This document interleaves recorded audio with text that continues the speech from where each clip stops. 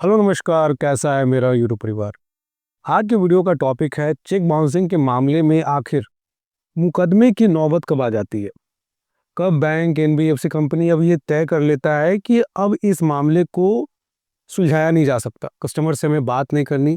अब जो भी होगा इनके ऊपर हम लोग कंप्लेन रजिस्टर करते हैं, मजिस्ट्रेट कोर्ट में कंप्लेन रजिस्टर होता है और उसके बाद में आपको वो मुकदमा झेलना पड़ता है। आपको कोर्ट जाना पड़ता है, बेल करवाना पड़ता है। कई बार ये भी चांसेस होते हैं कि आपको 2 साल तक की सज़ा हो सकती है और 100% तक का जुर्माना। तो वर्ष 2025 में जो नए नियम आए हैं, उसमें हम लोग जानेंगे कि बैंक एनबीएफसी कंपनी को कब एक तय कर लेना पड़ता है कि अब कस्टमर से बात करके कोई फ़ायदा नहीं है, अब इन पे मुकदमा करना पड़ेगा।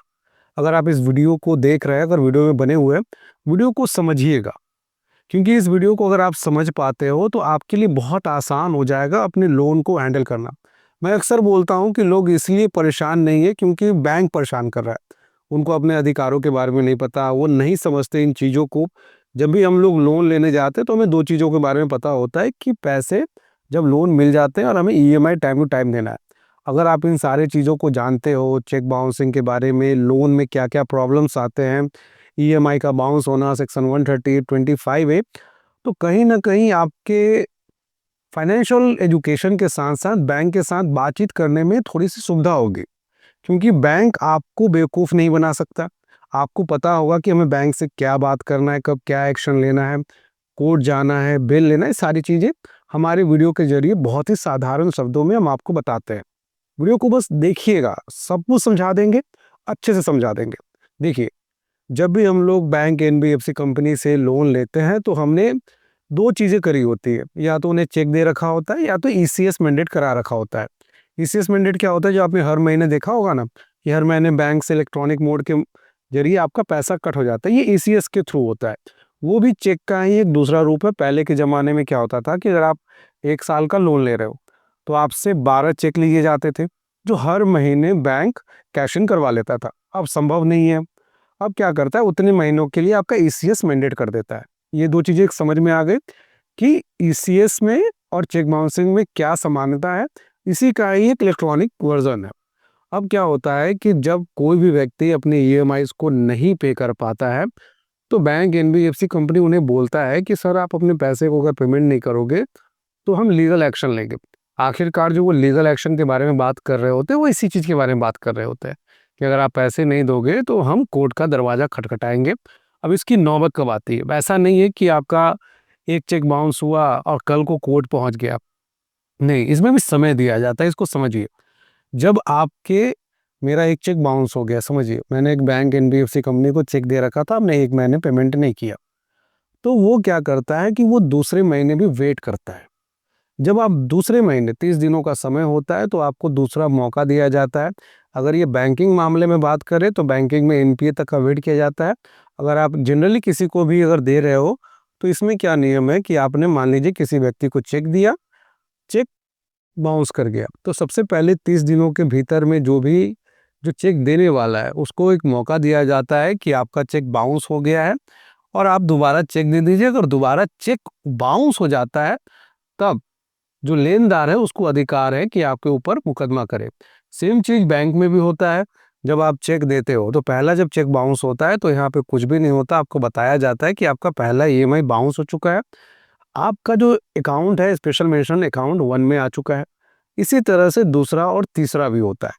यहाँ पर बैंकों को ये पूरा निर्देश होता है कि जब कस्टमर पैसे ना दे, कभी आपने सोचा है कि जब एनपीए के बाद ही आखिर क्यों कंप्लेन किया जाता है?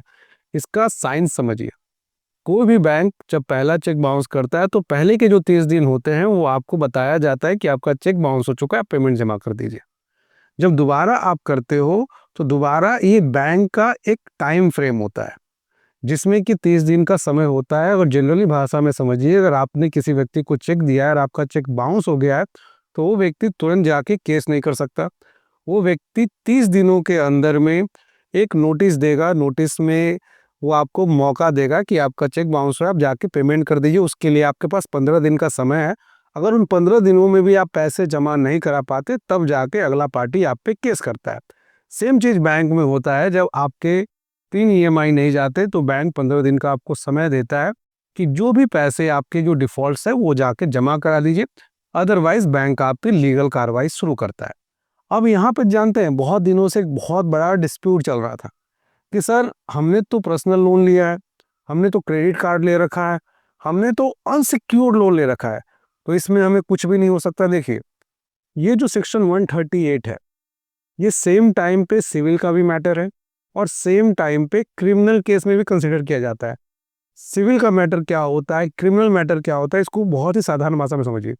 जितने भी सिविल मैटर होते हैं वहाँ पे पनिशमेंट दिए जाते हैं।